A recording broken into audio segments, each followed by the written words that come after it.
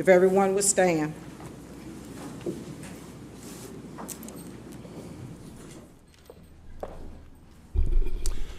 Let's pray together. Our Father, we come to Thee tonight, and Lord, once again invoking Thy presence, not only into our county, Lord, but deep into this meeting. We ask You to provide wisdom and knowledge, Lord, for decisions placed before us, and that we'd look to You in leading of that, Lord, for the welfare of the people of our great county. I ask tonight You protect all of our public safety, law enforcement officers out and about on the highways, keeping us safe, and patrol, the firefighters, Lord, the EMTs, and Lord, all those in our county that work diligently behind the scenes that sometimes go unnoticed. I pray You'd bless them all, their families. So Lord, meet with us tonight in this meeting, and that we would look to Thee for leadership. And we'll thank You in Jesus' name. Amen. I pledge allegiance to the flag of the United States of America, and to the republic for which it stands, one nation, under God, indivisible, with liberty and justice for all.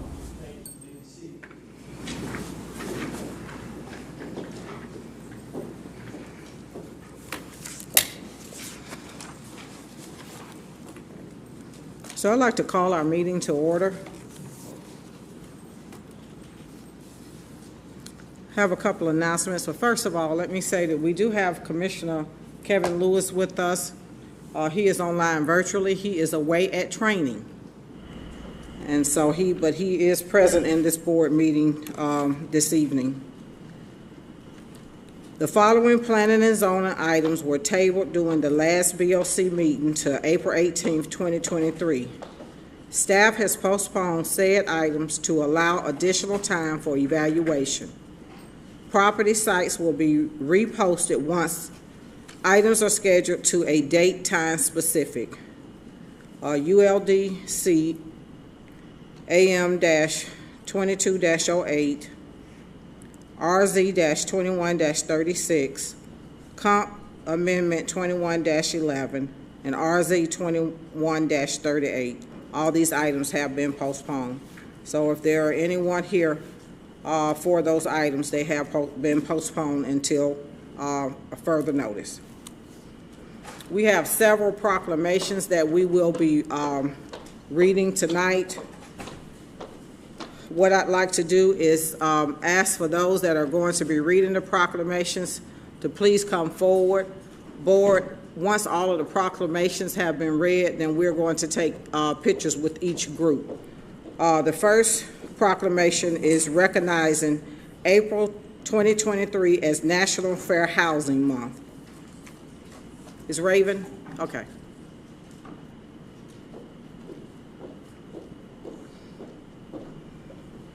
Good evening, Madam Chair and Commission. Pull the mic down. Is that better? Okay. Good evening, Madam Chair and Commission. My name is Raven Bodine. I'm a planner in our Community Development Department. I have a proclamation for National Fair Housing Month, the month of April 2023.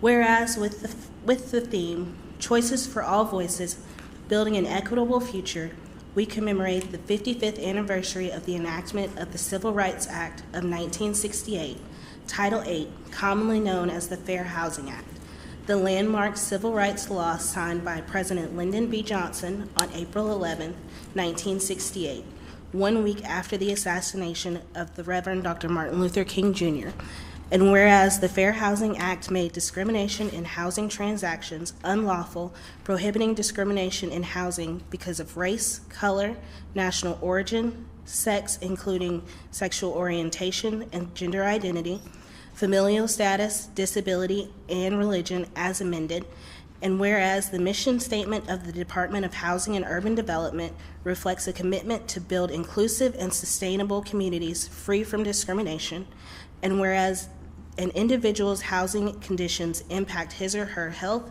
educational attainment level, employment opportunities, and personal wealth, and whereas private nonprofit fair housing organizations funded by the Fair Housing Initiatives programs serves as the front line in an effort to resolve housing discrimination and train local housing providers on how to comply with the Fair Housing Act. And whereas the Fair Housing Assistance Program funds state programs as well as local civil and human rights enforcement agencies to investigate and process housing discrimination complaints, conduct special enforcement projects, and take in-person training and other projects designed to enhance the state's enforcement of its fair housing law. And whereas the fair housing education and enforcement play a pivotal role in increasing fair housing choice and home ownership opportunities for members of protected classes and combating predatory lending. And whereas the Fair Housing Act remains an essential component of our nation's civil rights legislation. Now therefore be it resolved, the Henry County Board of Commissioners promote and support the goals and ideals of the Fair Housing Act and recognize April as Fair Housing Month.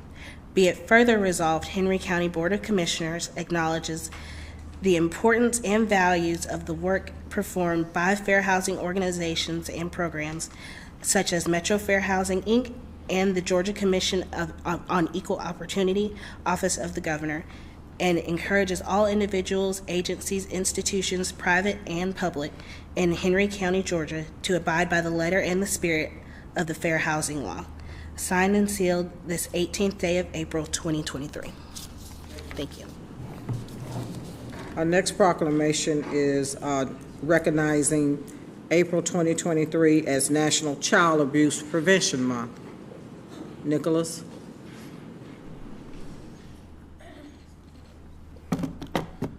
Good evening, Madam Chair, Commissioners. I have a proclamation for you recognizing April as National Child Abuse Prevention Month. It reads, whereas children are key to the state and county's future success, prosperity, and quality of life, and although children are our most valuable resource, they are also most vulnerable. And whereas all children have a right to be safe and to be provided an opportunity to thrive, learn, and grow free from abuse and neglect. And whereas child abuse and neglect can be prevented by supporting and strengthening Henry County's families, working to prevent the far-reaching effects of maltreatment, providing the opportunity for children to develop healthy, trusting family bonds, which is the foundation for strong communities. And whereas effectively intervening on behalf of children threatened with abuse is a shared responsibility, and we must work together as partners to provide parents with the social support, knowledge of parenting, child development, and resources they need to cope with stress and nurture their children. And whereas effective child abuse prevention strategies succeed because of partnerships among citizens, human service agencies, schools, faith communities, healthcare providers, civic organizations, law enforcement, and the business community. And whereas by providing safe, stable, nurturing relationships and environments for our children free of violent abuse and neglect, we can ensure that Henry County's children reach their full potential as the next generation of leaders, helping to secure the future of this community, state, and nation. And whereas the Paint Henry Blue campaign is a notable month-long initiative of Prevent Child Abuse Henry County to bring awareness and prevention efforts of child abuse to the forefront, and they encourage everyone to make it a priority to become involved in protecting our children. Now therefore it be proclaimed by the Henry County Board of Commissioners that the month of April be designated as Child Abuse Prevention Month in Henry County, and encourage all citizens to support programs and initiatives that work in the best interest of our children in preventing child abuse and making a positive difference in the lives of our children. Signed and sealed this day, April 18th. Thank you. The next proclamation recognizing April 2023 as National Autism Awareness Month. Proclamation in recognition of April as National Autism Awareness Month. It reads, whereas autism is a complex developmental disability that most often appears in early childhood and encompasses a broad range of conditions affecting the way the individual communicates and interacts with others, including but not limited to reasoning and motor skill challenges and sensory sensitivities. And whereas, according to the CDC, 1% of the global population has an autism spectrum disorder, and the prevalence of autism has nearly doubled from the early 2000s to 2022, with 1 of every 59 babies born in the United States being diagnosed. And whereas experts say that more than 3.5 million Americans live with autism and autism spectrum disorder, both adults and children who are our colleagues, classmates, friends, and loved ones, each having something to contribute to the American story. And whereas with increased awareness, early diagnosis, and intervention and access to appropriate services and support, outcomes can be significantly improved, in which those living with autism can be productive and enjoy opportunities to achieve the highest quality of life. And whereas we recognize all those around the globe who live on the autism spectrum and the challenges they face, and celebrate the countless ways they strengthened our communities and enrich our world. And we reaffirm their fundamental rights to participate fully in society, live with respect, and achieve their greatest potential. Now therefore be it proclaimed that the Henry County Board of Commissioners recognizes the month of April as National Autism Awareness Month and joins our communities in supporting initiatives that bring awareness and early intervention to those affected by autism, and support endeavors to raise acceptance and understanding for those affected by autism, as well as their family, friends, and supporters. This day, 18th. Thank you. And the last but not least, the proclamation declaring the week of April 9th through the 15th of 2023 as National Public Safety Telecommunications Week. In recognition of National Public Safety Telecommunicators Week, April 9th through 15th, 2023, reads, whereas emergencies can occur at any time throughout the day or night, often requiring assistance from police, fire, or emergency medical services. And whereas when an emergency occurs, the prompt response of police officers, firefighters, and paramedics is often critical to the protection of life and preservation of property. And whereas the safety of our police officers and firefighters is dependent upon the quality and accuracy of information obtained from citizens who call the Emergency Communication Center, as public safety telecommunicators are the first contact that citizens have with emergency services, acting as the front line of first responders in an emergency. And whereas these public safety officials are the primary and critical link for police officers and firefighters by monitoring their activities by radio and providing them information to ensure not only their safety on scene, but the safety and well-being of others. And whereas Henry County's E911 public safety telecommunicators have contributed substantially through their work serving Henry County, assisting in the apprehension of criminals, suppression of fires, treatment of patients, and as a reassuring voice to those in need. And whereas Henry County's dispatchers exhibit compassion, understanding, and professionalism while maintaining a sense of urgency while utilizing specialized knowledge to successfully perform their duties. Now therefore it be it proclaimed, the Henry County Board of Commissioners declares the week of April 9th through 15th, 2023 as National Public Safety Telecommunicators Week in Henry County in honor of the men and women whose diligence and professionalism keep our community and citizens safe. Be it further proclaimed that the Henry County Board of Commissioners expresses its sincerest appreciation to the Henry County's dedicated team of telecommunicators for their outstanding service to Henry County and its citizens this 18th day of April 2023. Thank you.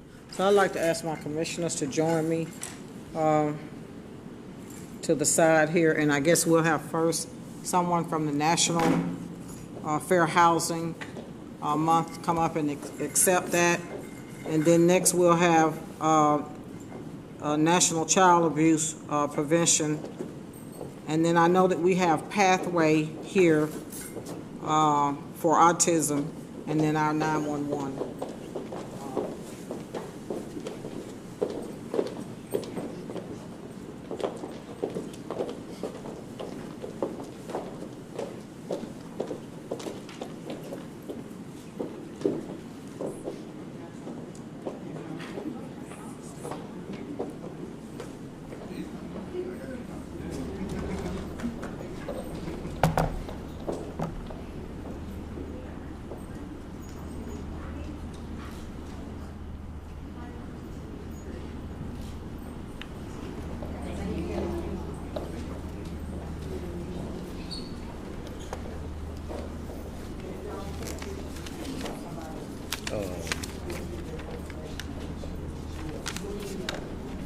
Do we have our representatives from the Pathways Autism Center?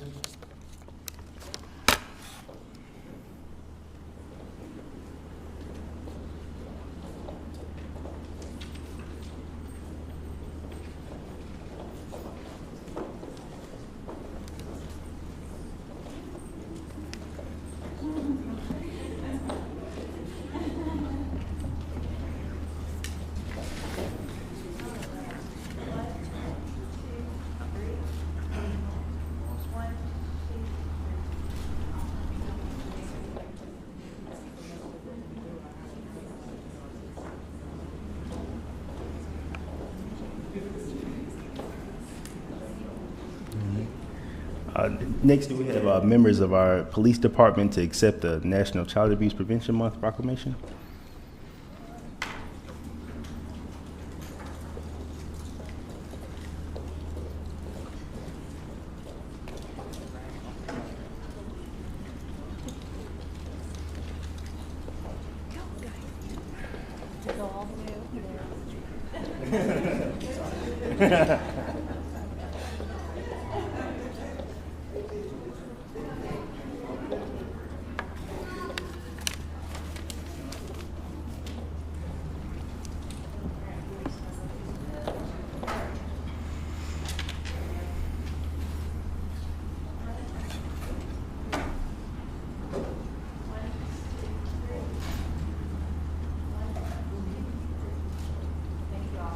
You guys.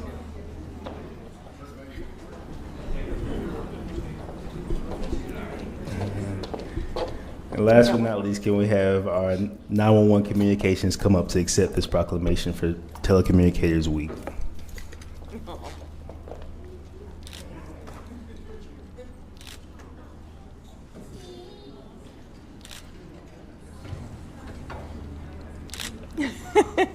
Sorry.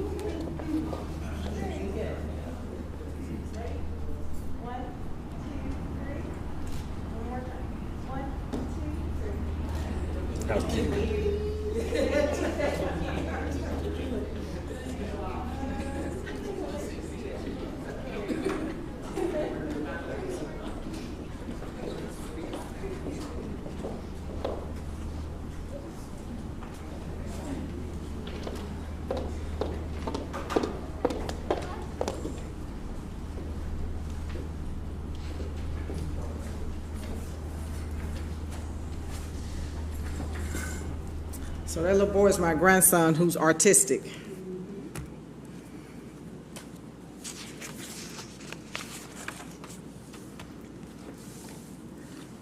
Next, we will go to presentations. Everside Health update. Brandon King, or, okay. Good evening, Madam Chair, board members. We come today with Mr. Brandon King, our accounts manager with Everside Health, and he's going to give a brief snapshot of where we are when it comes to Henry Cares Clinic. And he's going to talk specifically about the program overview, utilization trends, patient satisfaction, and future growth. So I'll yield this time to Mr. King. Thank you, Mr. Cooper.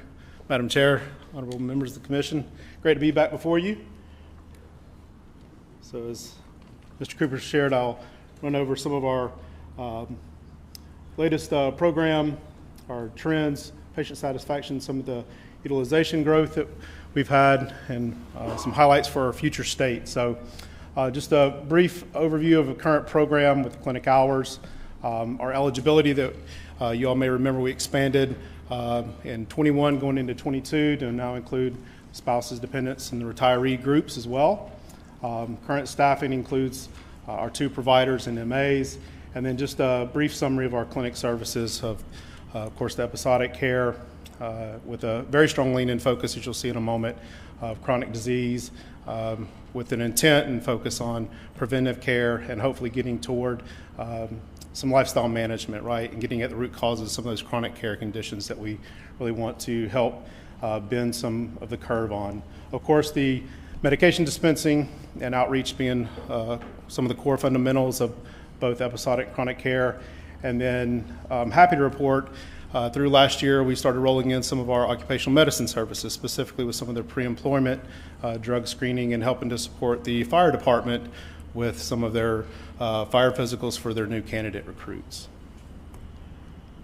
So a lot happening on this screen here, but just some of the salient points and takeaways there across the top. So I pulled this looking at Q2 of last year through Q1 of this year, so from the last time that came and met with you all, which is also kind of correlates with the anniversary of the opening of the clinic. So we're right here on the eve of, I believe May 10th was the official grand opening that we had back in 2019. So this lines up with what we might think of being an annual review.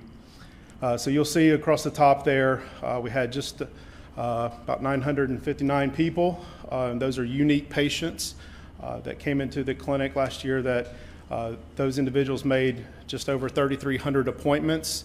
Of those appointments that were made, that turned into just right at 2,784 of those being completed visits, right? And then down in the bottom, you'll see just some graphing that shows of the kept, canceled, no-shows, how that kind of plots out in terms of the use of the clinic across the course of the scheduled times that we have by the week, by the days and hours. So you can see just color coding there, really a lot of good use across the course of the time that we have. And the takeaway there is that, you know, we really are making effective use of the schedule that we have, and that people are using the clinic at times that are most convenient for them. Down on the bottom left, you'll see just a grouping of the visits by the description type. So that is to say, what are people most commonly coming in to see us for? And as I mentioned a moment ago, we have a very strong lean and focus on chronic disease management, right? Wanting to make sure that we're helping to not just take care of the day-to-day episodic sick, but really getting to the root cause of some of those chronic health conditions that drive risk factors for folks. And you'll see there, and just doing the quick math of what you see there compared to the total visits, we have over 60% of the utilization that's coming through the clinic has a lean and focus on being chronic health and care management. So the big takeaway for me with this, as I often share with county management and the HR team, is the clinic is really doing what it was designed and brought here to do, right? This next screen is really just a breakout of the prior graph of the circle graph there. One of the things that obviously became very important during the pandemic was the use of virtual care, right? Being able to have telephonic video appointments available for people. One of the things that we've seen through last year as we've kind of moved out of the pandemic is we still see people making use of the virtual care services. Another way to think of that is really just meeting people again where they're at, right? So this is a way for people to be seen and taken care of, typically for episodic care. There could be some of the follow-up that is done. You'll see down at the bottom some of those phone appointments. That can also be some simple follow-ups if, for example, someone has started on a new medication, right? Instead of bringing them back in, we can do that telephonically. So that's a great service to continue to have, again, to kind of meet people where they are and where their needs are.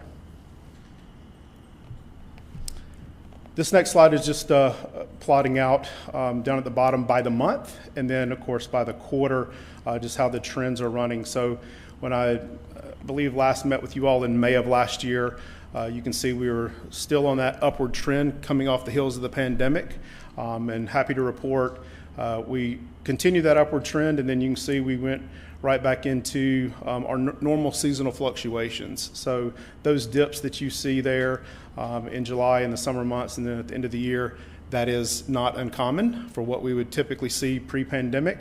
But as you see, as we move into Q1 of this year, we're right back to all-time heights with the clinic. So again, I will say the clinic is certainly doing and performing as well as we would expect to be, and certainly post-pandemic, we are seeing all the upward trends as we would want to see with returning utilization. This slide here is just looking at the Net Promoter Score. So this is a national survey company that we use and we have incorporated and rolled into our clinic services.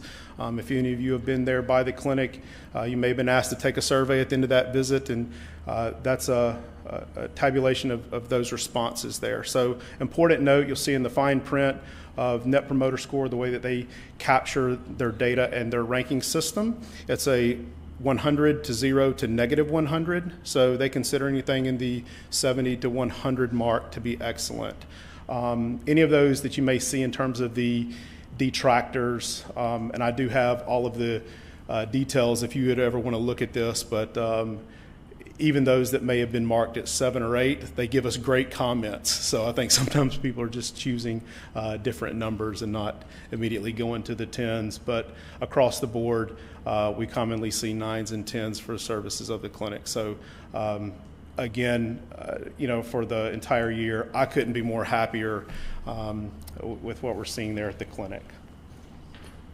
Lastly here, just on some of the additional services and some of the future state. As I mentioned, starting late last year, we rolled in the pre-employment drug screening services for the county and working with the HR team. And then starting late last year and then in April, and then happy to report just today, was meeting with the fire team again, preparing for their next new candidate class that we'll be doing in May for the new team coming in June. So we're supporting them and their pre-employment new hire recruits, and hopefully look to continue to expand that and maybe even take on annual firefighter physicals in the future.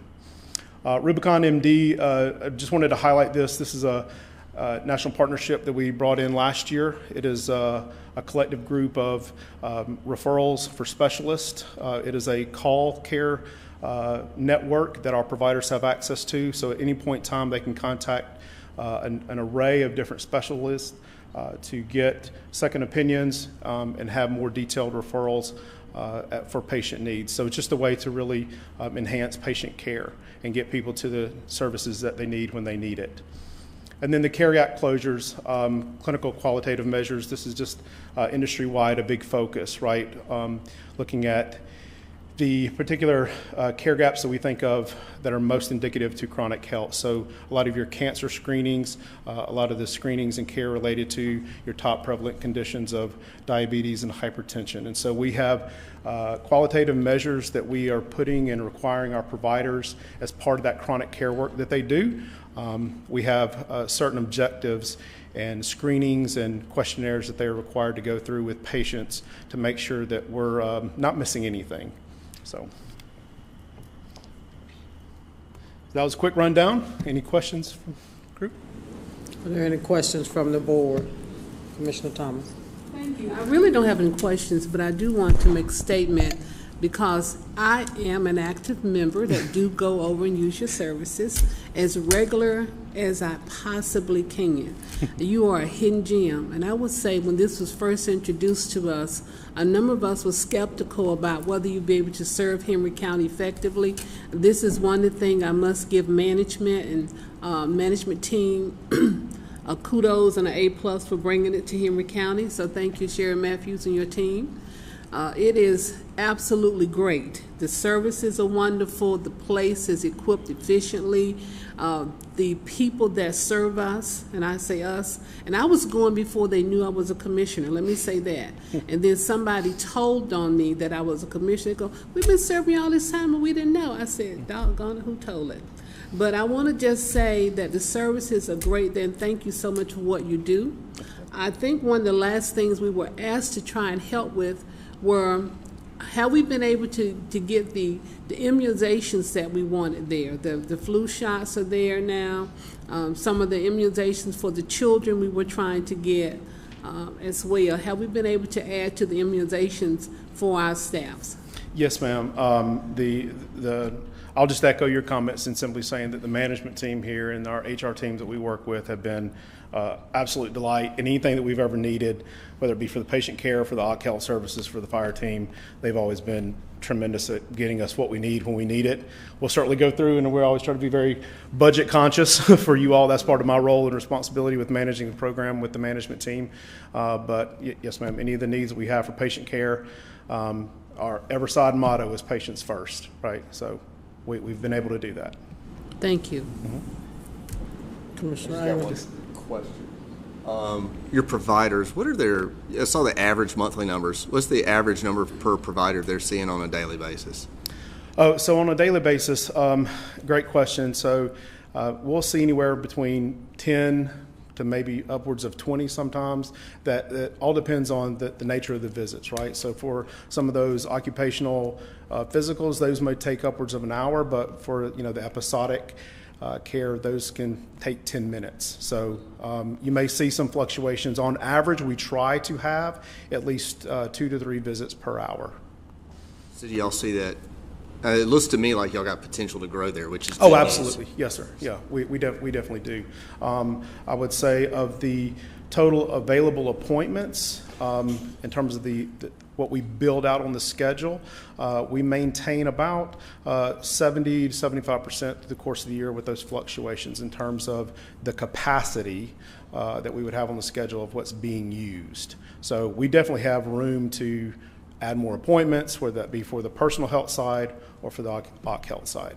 That's good news for the county. Okay, Yeah, thank absolutely. Yes. Commissioner Wilson? Yeah, I just want to add to Commissioner Thomas's remarks. I've been at the clinic several times, and I will tell you the staff there is kind and caring every single time. Yep. So thank y'all for that. Yes. Glad to hear. Commissioner Lewis, you're online. Did you have any questions?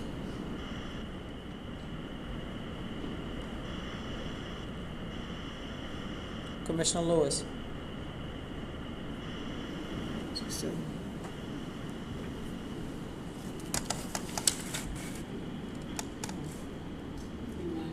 Madam Chair, I did not have any questions. Okay, all right. Thank you. Madam Chair, I did not have. Okay, thank you. Madam Chair, I did not have.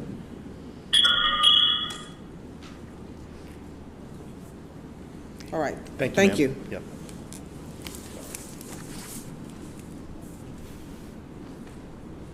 Next item is our ULDC Amendment 23-01, discussion only. Good evening, Chair, Vice Chair, Board members, and citizens of Henry County.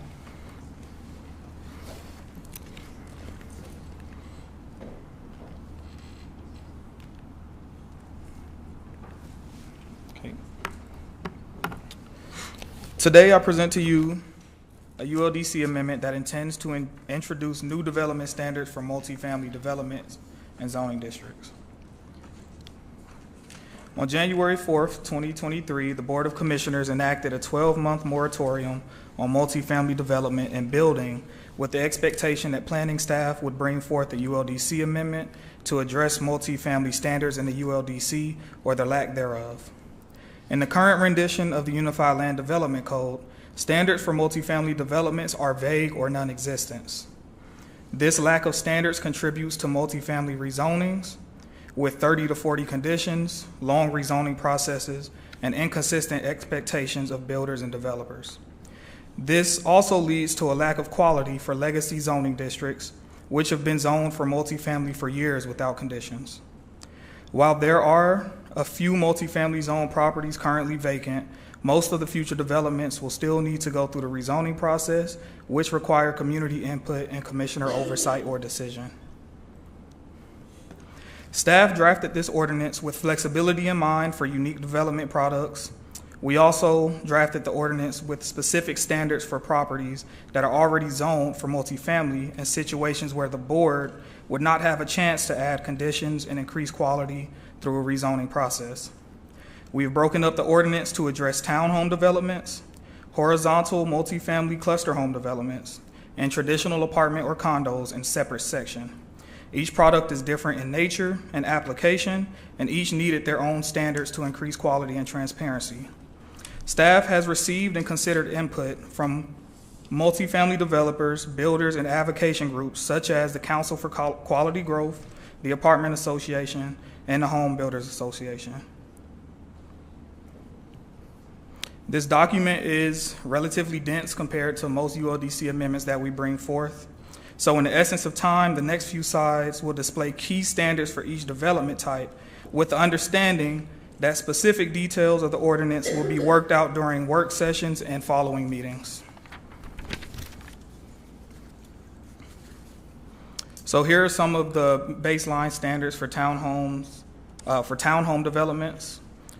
Each of these developments, which is townhomes, horizontal multifamily or cluster housing, and apartments or condos, each section addresses things such as amenities, infrastructure, architectural requirements, and things of that nature. So I'll just slowly cycle through these. And again, the actual document is very dense, so it's a lot more detailed than what you're seeing on your screen. So here are some of the architectural standards for townhomes, as well as some of the amenity standards, which include things like guest parking and walking trails. Here is the horizontal multifamily development or cluster housing. These are developments that include single-family homes that are maintained and operated as rental units. These developments are intended to be managed by one authority or property owner. So again, we've addressed infrastructure needs, we've addressed architectural standards, as well as amenities.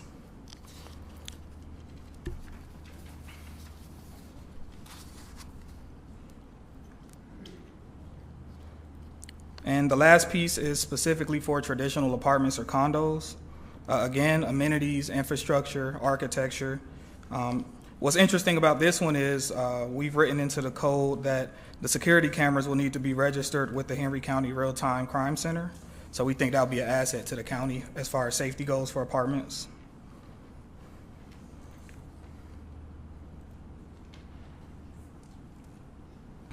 So there are a lot of different styles and types of housing not currently allowed clearly in the ULDC. An important detail of this ordinance is the ability of staff to make adjustments where necessary to introduce unique building products.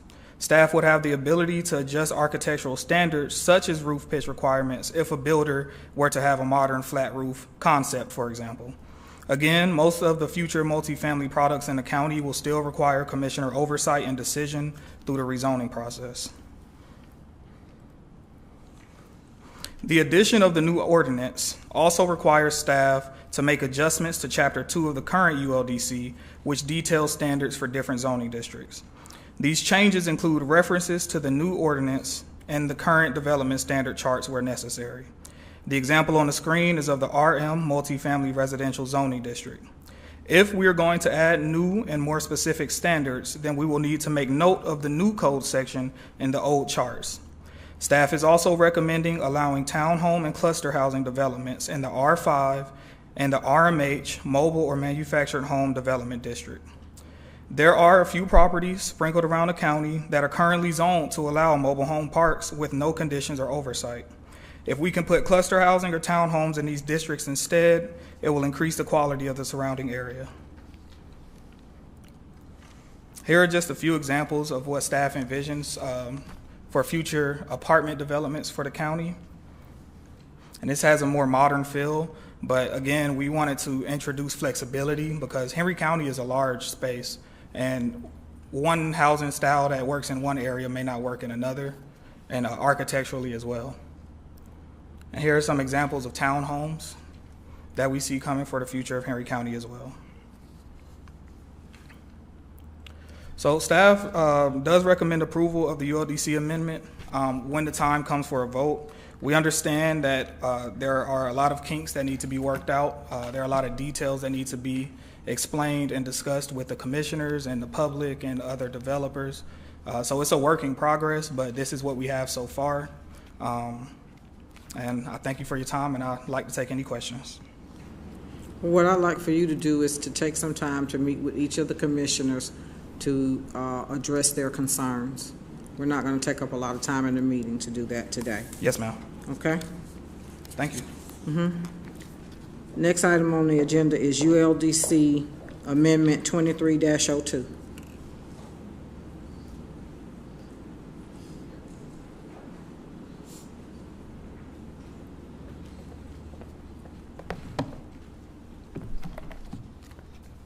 And this is discussion only.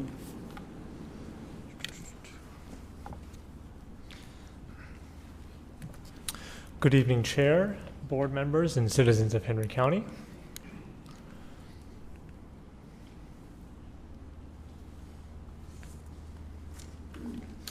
Staff is presenting tonight a request, just a presentation regarding a future amendment to our Unified Land Development Code, that is ULDC Amendment 23-02, regarding the regulation and design of stormwater management facilities.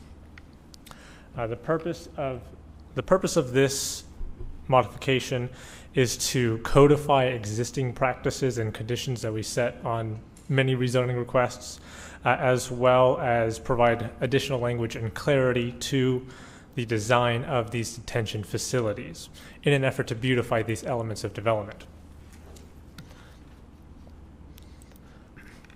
Just highlighting a few portions of our code. Again, it is to sort of codify some of these conditions and requirements that we set on rezoning requests. In addition, the main portion that we want to focus on is providing these options for detention facilities. That would be underground detention and retention facilities, lakes and ponds where excavated or created by damming a natural drainage feature or combination of both methods to be a feature of the development and shall include a method of water movement. And the last option, normally dry and sodded basins, whether excavated or created by damming a natural drainage feature or combination of both methods. Again, this is just to kind of beautify some of these elements. Item A, for example, of course, providing underground detention to kind of shield this sort of facility within each development. B, in particular, we wanted to make sure that we provided an option for providing water features as part of the development to be also used for stormwater detention purposes. These images here kind of give an idea of what we hope to see with this amendment. Underground detention, sodded basins, and this water feature here. That concludes this short presentation. Staff will be recommending approval of this proposed amendment regarding detention facilities. That is all. Thank you so much.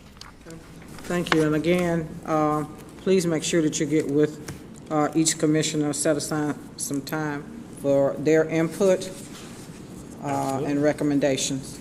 Wonderful. Thank you. Okay. Thank you. Next is our consent agenda. If we can have our county manager, Sherry Matthews, to please come forward and read our consent agenda.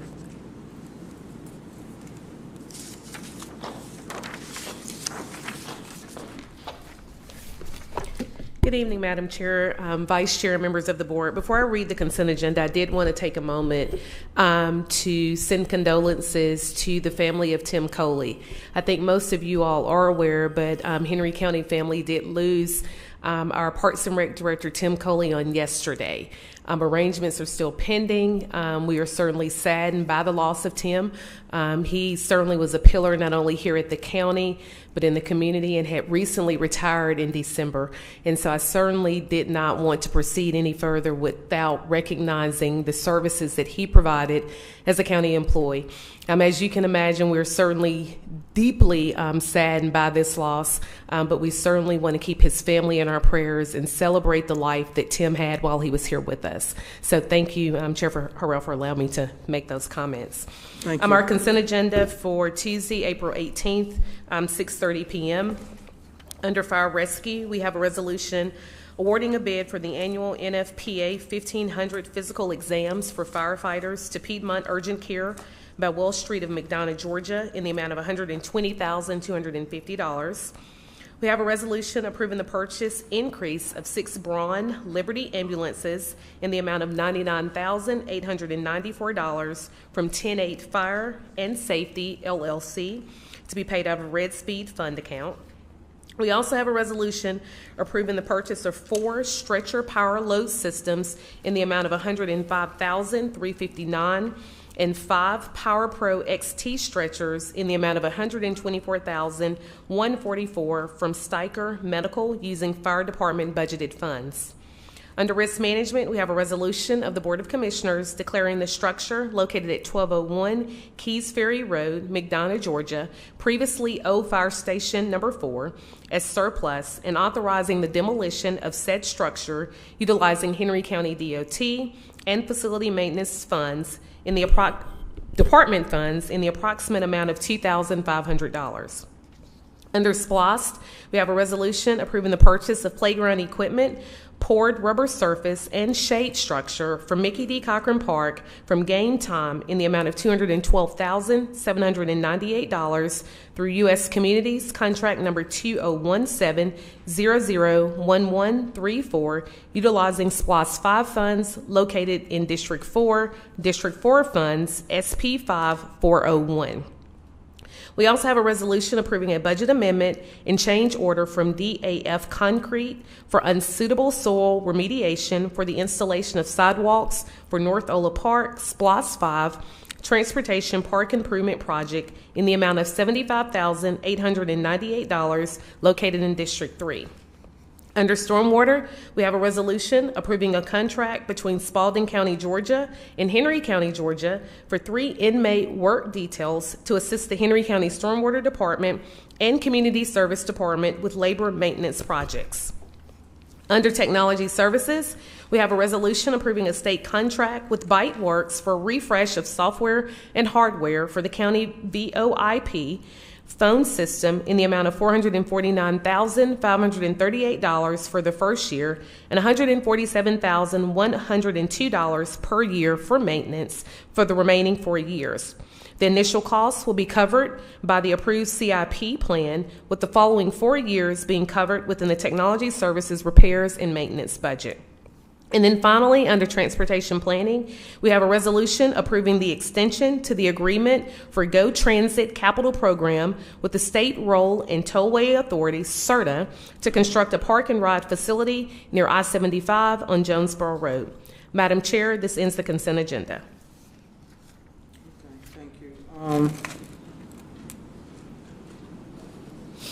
I had a question about the the inmate services. Can Rocky come up and explain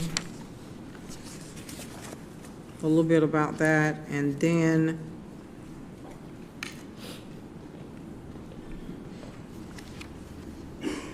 are we paying for the I'll let you do that one first. Okay.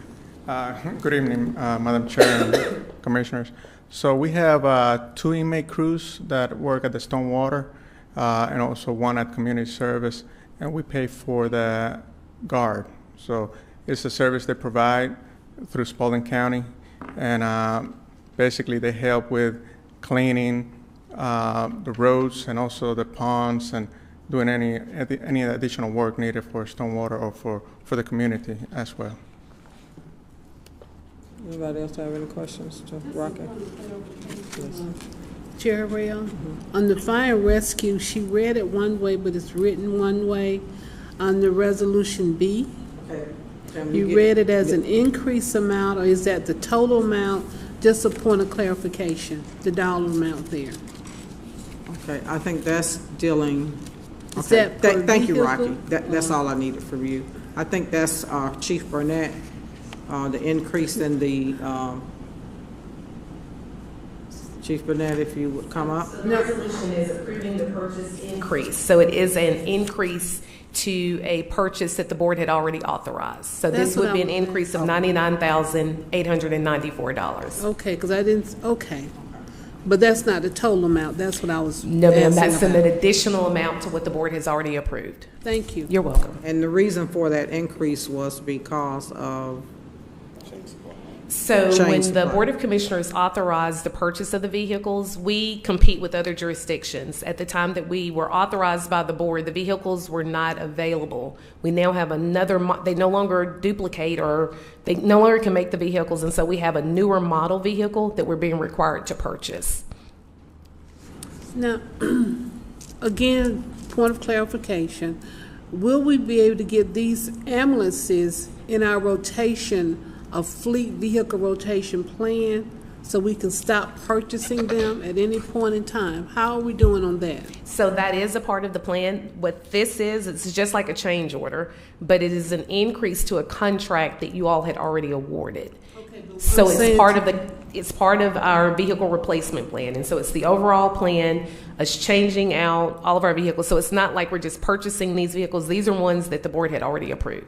So these are approved, and once we're finished with this, we should go into our vehicle replacement plan. Is that what you're saying? So we already have been utilizing our vehicle replacement plan. All of the vehicles that we've brought forth to the board were either a part of that plan where we utilize SPLOST funds or capital funds. So our fleet director has identified the vehicles that need to be replaced, and that's part of the plan. The fire department just has a much greater list of vehicles that need to be replaced. And this will go through that lease type of process, not actual purchasing the vehicles is what I'm asking you. So the ambulances we are purchasing. We're purchasing, we'll own those. We will own the ambulances. And then, but after the ladders, I believe we are leasing, but the ambulances we will purchase. And if I've misspoken, please jump in.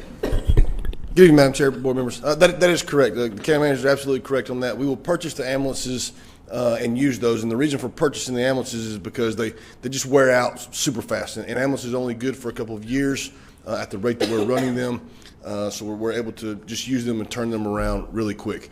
Another point of clarification is when we entered into the contract, this was made in September of 2021. This is the purchase that we're actually upgrading now. So when we entered into the contract, we were going to get 21 chassis. So you have to remember that an ambulance is two different pieces. You have the truck basically, and then the big box that sits on the back of it. This increases for the actual chassis that the box sits on top of. So when we entered into the contract, we were getting 21 chassis, a 21-year model truck. Now we're upgrading, and we're actually getting 23-year model trucks. So that's the reason for the price increase that we're asking for. And Commissioner Burbank, when we say upgrading, we're not upgrading because we've elected to upgrade. Correct. Explain what that means. So in 2021, when we entered into the contract to purchase the vehicles, the vendor that we go through to purchase them, they were just not able at that time to get any 2021 model chassis to actually build the trucks on. So they can't predict, Dodge or Ford or Ram, Chevy, or somebody is not going to make the number of chassis. And there's not a lot that you can just go out and pick them up like you can a regular personal vehicle. So these vehicles have to be, basically the order has to be sent to whichever manufacturer is building, and then they get the chassis sent to them. And they couldn't predict at the time, especially during the COVID crisis, that they were not going to be able to get the 21 chassis models. So it's come all the way back around now. The manufacturers are starting to reproduce the chassis now in order for us to buy, and that's the need for the upgrade, as we say, is to get the same vehicle that we were going to get in 21, except we're just buying a 23 now. I think, you've answered my question except for one thing. After we buy this group, the next group that we need, will it be on a fleet rotation plan where we're leasing them and not purchasing them? So is this something we cannot lease? Is that what you're saying? Right. So what we will be able to do in the future with getting these ambulances in is we will be able to take the box off of the chassis, off of the truck part of it, buy a new truck part, and then take this box and put it back on the new truck. So that's the purpose of going with the manufacturers, and the style of ambulance that we've gone with is the ability for us now to actually start getting that return on the investment for these trucks that we've bought several years ago. So like I said, you can think about your ambulances as your personal vehicle. You'll get 200,000 miles on the ambulance in a matter of a couple of years. And then, that truck is no good no more. You need to get rid of it. But you can take the box off of it, put it on another truck, a brand new truck, and then you basically have a brand new ambulance again without having to go through the entire process of actually having one completely built for you. Okay. Because you can remount the boxes that we have been buying, that you guys have been buying for us for several years. You can remount those boxes on different trucks up to 5, 6, 7 times, whereas in the past with certain manufacturers, you weren't able to do that. You had to buy a new truck and a new box every single time. Okay. So we're able to capitalize on the investment, and now we're going to actually start seeing that return. Yes, ma'am. Okay. Thank you. Anything else? Thank you. Okay. Commissioner Lewis, did you have any questions? No, I'd asked a question similar to Commissioner Thomas before. So I wanted to have that explained about why the chassis cost more than what we originally contracted for. So he did explain that to me then, so I'm good. Okay, thank you. All right. If there are no other questions, can I get a motion to approve the consent agenda?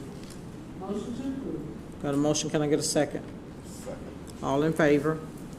Commissioner Lewis? Aye. I approve. Okay, all right, thank you. Thank you. Next item on the agenda is, on our regular agenda, is the Community Development Block Grant.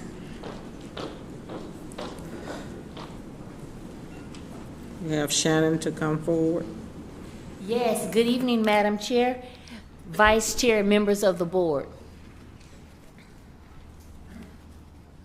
This evening, I am presenting a proposal to amend activities identified in annual action plans for the Community Development Block Grant Program, as well as our Home Investment Partnership Program.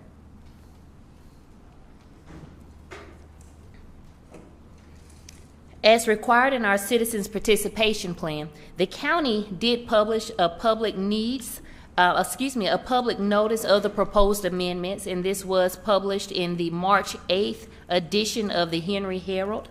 The county also provided the information at multiple public facilities across the county, as well as on the county's website. Our public comment period exceeded the 30-day requirement by HUD, and it ranged from March 9th through April 17th, being yesterday.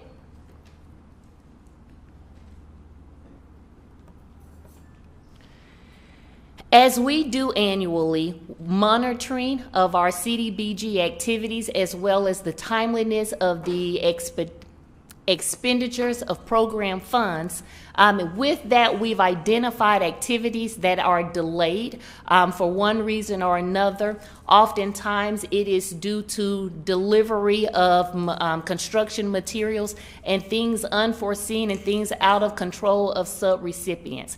And we acknowledge that those things do happen, but in best interest of Henry County and our Community Development Block Grant Program, there does come a time when we have to recapture those funds and proceed with other activities that are moving in a more timely manner.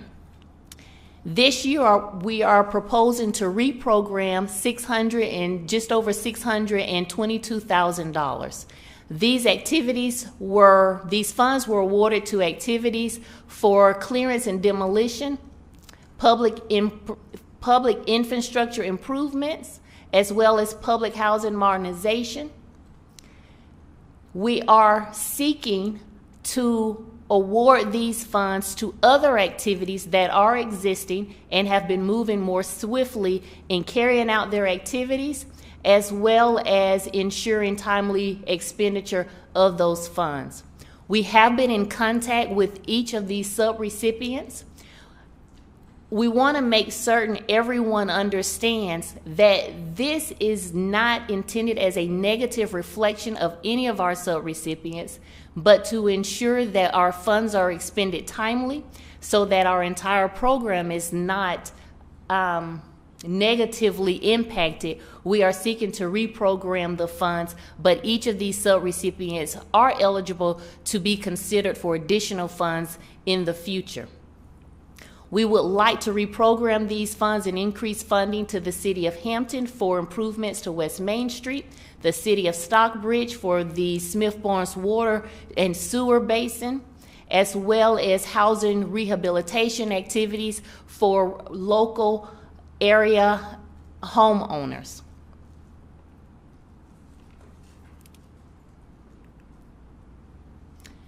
In regards to the Home Investment Partnership funding, Henry County was notified last year of its award of $512,000. Unfortunately, we received notice the first of this year, January 2023, that the county would not be receiving those funds. Well, those funds were allocated in our annual action plan. Please be aware that to date, none of the funding has been expended, nor has the county entered into any agreements with subrecipients. So what we are seeking to do is to delete those activities. What we have learned as of March of this year, last month, the county does intend to receive funding for the home program for 2023 from HUD. You do have documentation in your package that includes correspondence between myself and our HUD reps explaining the information that was relayed to us in regards to the reasons for us not receiving those funds in 2022. The amount intended for Henry County for 2023 does exceed the previous amount. It is just over $539,000. So we do intend to come back to you all this summer with these same activities, but with a different year of funding.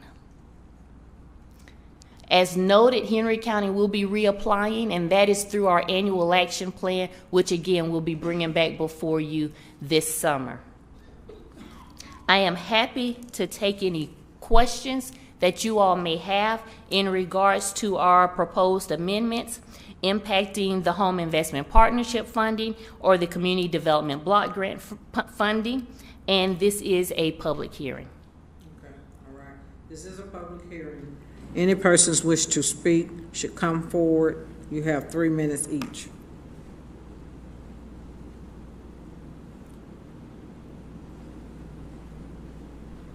I'll also make known in our public comment period from March 9th through today, we have not received any comments in regards to these proposals. Okay. And just for clarity, the reason why you're having to reprogram these funds is so we don't lose these funds. Yes, ma'am. If we do not use the funds, you will lose the funds. We do again acknowledge that some of the delays are not necessarily at the fault of the subrecipients, and all of the subrecipients, we've made certain that they are aware that they are eligible to apply again in the future. And their projects were not just ready to move forward. Yes, ma'am. Okay, thank you. Commissioner Thomas. Ms. Samuel, again, you're another one of those hidden jewels that this county really does appreciate. I'm amazed at what you're able to do with such a small budget. You get a lot done. I have a question. Yes, ma'am. And I'm asking you this question because I get it all the time. And I don't know if you have any dollars you can reallocate in this area or can look forward. We have helped our rental people out. We have helped our mortgages out. Who need mortgage assistance. We've done a lot with utilities. And I had some senior citizens say, what are you going to do for us? And I thought, oh my gosh, is there anything out there that you know of, or is there anything that we can reallocate from what you have to put somewhere to help senior citizens who need help with what they have in their households? Yes, ma'am. So we do housing rehab specifically for seniors. We have a separate program and application for seniors and individuals in our community with disabilities. And that program is administered by our housing rehab advisor. Our intent with that is to shorten any delay so that those applications we know are received. She vets those applications and often goes directly to those seniors' home to assist them with completing those applications. And then we work with contractors to do those rehab improvement needs. So we do have funding for seniors in our communities to help them maintain their homes. Well, that's a good beginning. Thank you very, very much. And we need to find a way to communicate that a little bit more, and I will be sharing that. So thank you for that. Thank you. And Commissioner, I'm happy to speak with you if there are other needs that the seniors have made you aware of. Thank you. Thank you. Okay. No other questions? Can I get a motion? Motion to approve. Need a second? Second. Okay. If there's no further discussion, all in favor? Commissioner Lewis? Approved. Okay, Thank you. thank you. Financial Services? Mr. David?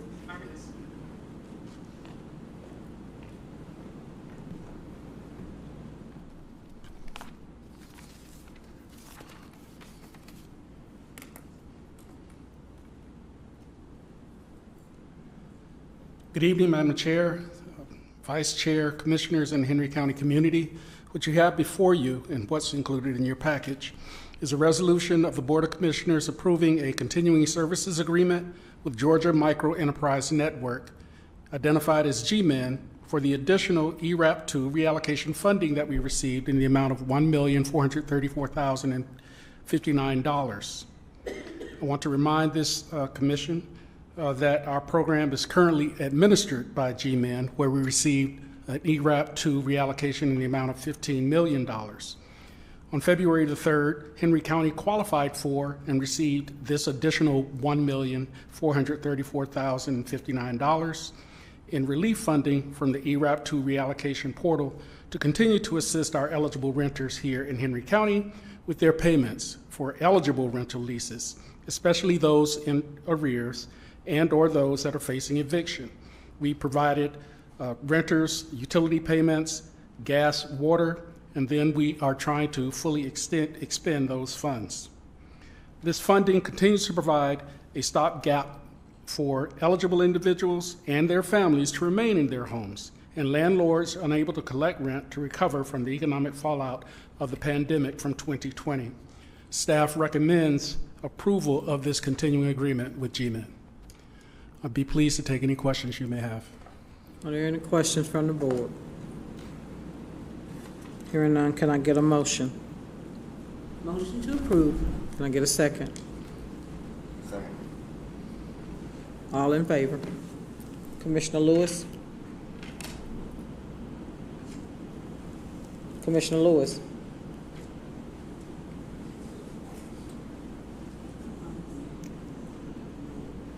I'm sorry, could you add that again? We did a motion to approve for GMAN to continue to administer ERAP funds. Yes, I also approve. Okay, thank you. Thank you. Our next item on the agenda, Planning and Zoning, ULDC Amendment 22-09.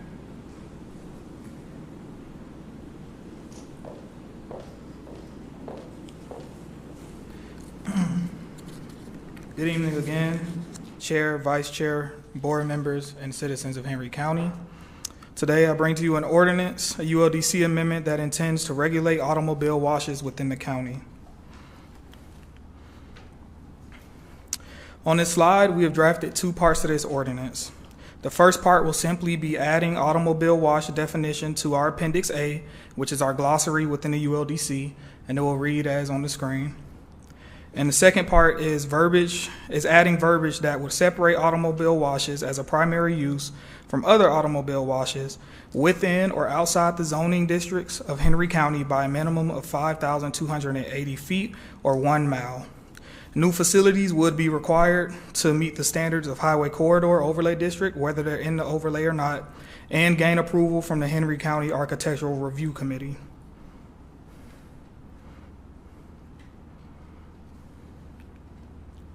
This slide shows a 1 mile radius map and all of the known car washes within the county and cities. Staff has drafted this ULDC amendment because we have seen an increased interest in automobile wash development, and it was beginning to inundate our systems. There are currently 23 known primary use car wash facilities in Henry County and the cities. 7 of them are currently operational within the county limits, and 6 of them are currently being developed within the county limits. 1 has requested a rezoning process.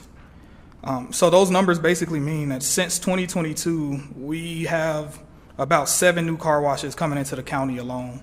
So we saw this trend coming, decided to pump our brakes and come up with something so that we're not inundated with these car washes, these automobile washes. Staff did not write this ordinance to suggest that car washes are not welcome in Henry County, just that they don't need to be multiple facilities in such close proximity.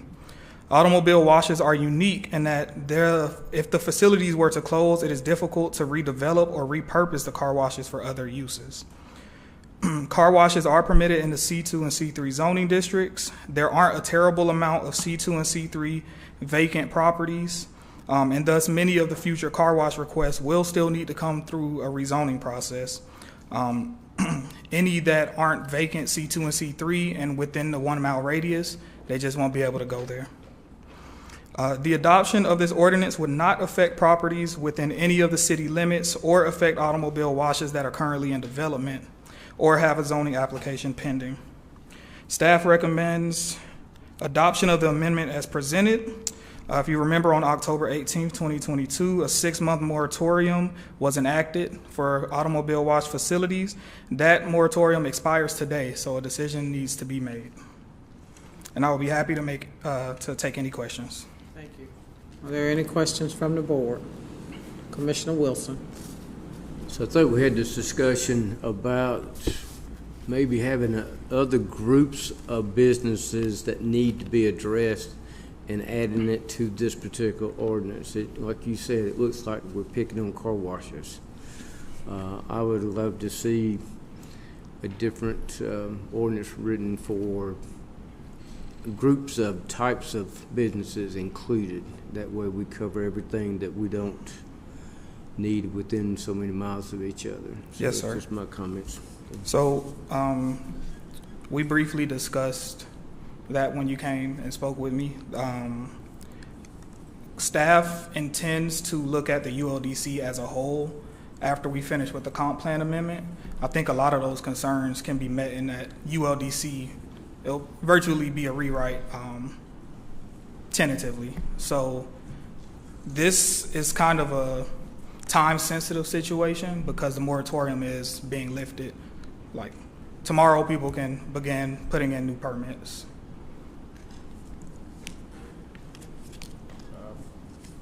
Good evening. So to clarify what he's saying is basically the moratorium ends today, right? So either we can vote to extend it or we can vote to approve or adopt the ULDC amendment as it was presented. So you do have an option, either extend it or adopt it as it was presented today. And as far as the looking at the additional uses, we can do that. We couldn't add it to this one because it's already had a public hearing, been advertised for car washes, so that would have been kind of hard to do in this instance. But you do have an option for tonight's meeting. Commissioner Thomas. One of the comments I had that I was hoping for more than a 1 mile radius between them. To me, that's just too close. And so I do think that we do need to do something today, but at least 2 miles if we don't do 3 would be my suggestion. You all are proposing 1 mile, right? Yes, and ma'am. comfortable with that. I'm not comfortable with the 1 mile radius. It's just too cluttered to me. So can you explain to us why the 1 mile radius and how that works? Yes, ma'am. So as shown on the map, the yellow patches that you see here are city districts. So these red dots here are all of the car washes that are currently developed or in development in Henry County. So they kind of go around the city limits. So if you're looking at this, if this is a county car wash, you have to be outside of this circle to do another car wash. Most of the properties, you need a C2 and a C3 zoning to do a car wash anyway. A lot of the properties that are vacant, is not too many C2 and C3, and that means that most car washes, if they want to come through the county and they're outside of that 1 mile radius, they'll still have to come to a rezoning process, which you have the power to deny that car wash request and do something else. So we don't want to be so overbearing and so anti-car wash that it makes Henry County look anti-development. We're just trying to protect the county from being inundated with car washes. Anyway, so why not do the 2 miles? If you can come back with the 1 mile, you can come back with a 2 mile request. So in my mind, put us in a position where we are more aggressive in trying to make sure we're stating we do not want to be inundated with car washes like this. Either way, as you stated, they have to come back before us, so they can come back and ask for a reduction. Yeah, so just to kind of use some clarity, so when you do the 1 mile, in essence, you're talking about 2 miles, because there's a mile radius from this point to this point. So you're really talking about 2 miles. So if you do 1.5, that can get you to roughly a 3 mile radius from the 2 points, okay? So if you got 1 point here and another point here, they have to be within outside of a mile of each other, right? So in essence, you have 2 miles. If I'm understanding you correct, the 2 points, there just need to be at least 1 mile between them. You're saying we got 2 miles. I'm not understanding that. So if you have 2 points and you draw a circle around both points, those 2 points cannot intersect. Okay, so in essence, you have 2 miles. Okay, so you're saying the radius is what you're going to measure. Correct. From radius to radius. Correct. To get that. Correct. And will that be explained like that in this document? That we it's can- from radius to radius and not from Point to, the point of car wash to the next point of car wash. We can write it up to say that, yes. correct, we can do Okay, that. because when I think about it, as I'm not a person like you guys, but when I think about it, I'm thinking about from point to point. Right. I'm not measuring in my head from radius to radius. Right. Okay? Yes, ma'am. Okay. Yes, it needs to be definitely clarified. Okay. Yes, ma'am. I agree with So Commissioner from Thomas. radius to radius, Chair Williams, Okay. that would be really 2 miles. 2 miles, yes, ma'am. Okay. Any further discussion? Commissioner Lewis, did you have any discussion, any questions?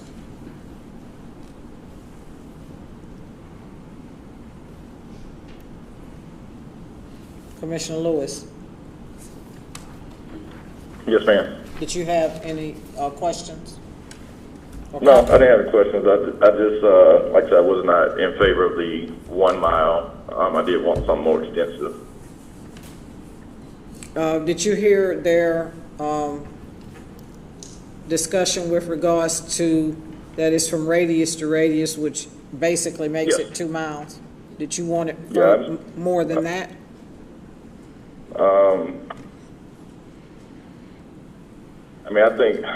I just know that, like, District 5 gets hit a lot. I do understand that District 1, District 3 may have a lot more land available, but we've been hit rather hard in District 5, and so I just think we need more than a 1 mile radius, which would in fact be 2. I do understand that. Again, this is just our recommendation. If the pleasure of the board is to do a 1.5 or 2 mile, and you vote vote in favor of that, then that's what it'll be. But the 1 mile is just only the staff's recommendation. So the 1 mile radius is what staff is recommending? Correct. Yes, ma'am. Commissioner Anglin, did you have any comments or? No, I think, I just want clarification. I mean, the piece of property has to be zoned to be able to put that there. So I think there's also some confusion, is that property has to be zoned to be able to put a car wash there. Correct. So the radius may not apply to some of those areas we're even talking about. That's correct. Correct. Okay, all right, well, Johnny has Commissioner Wilson. I think you covered this last time in the discussion, but if you have 2 gas stations, which we got places, you got gas stations on every corner. But if you got 2 gas stations and they put a car wash in the gas station, are they included in this? No, sir. Okay, so you're not. They're intended specifically for the standalone primary use car wash, the big rectangle buildings. Okay, all right.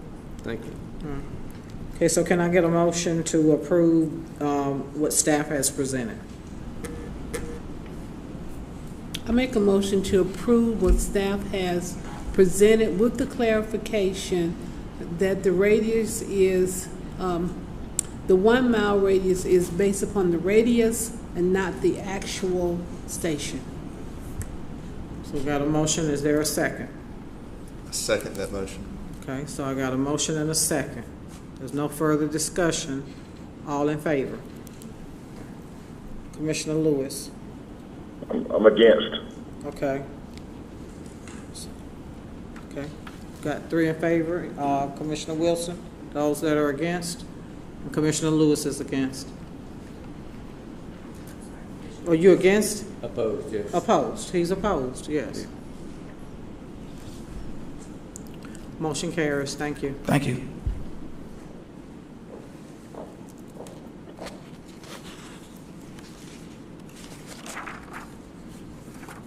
Stephanie, do we have anyone signed up for public comment? No, ma'am. Okay, need to get approval of the minutes, March 7th of 2023 regular BOC meeting and March 9th through 10th BOC retreat. Can I get a motion to approve the minutes? So can I get a second? Second. No discussion, all in favor? Commissioner Lewis? Approved. Okay. Our next upcoming meeting is May 2nd at 9 a.m. regular scheduled BOC meeting. May 16th is regular scheduled BOC meeting. We are going to, I need to call for a motion for us to enter into executive session to discuss litigation. Can I get a motion to go into executive session? Got a motion, can I get a second? Second. Got a second. All in favor? Commissioner Lewis? Approved, in favor. Okay, all right. We're going to take a break to go into executive session, and we will reconvene after executive session.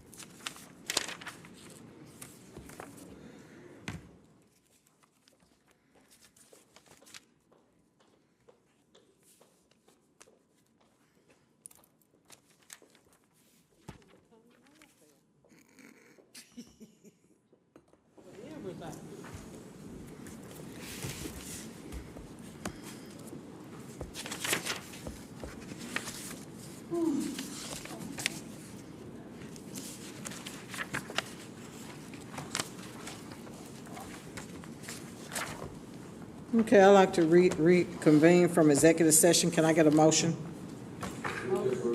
Can I get a second? All in favor? Aye. Motion carries. Need to get a motion to approve the affidavit for the resolution pertaining to executive session. Move to approve. Second. All in favor? Motion carries. Meeting adjourned. Thank you.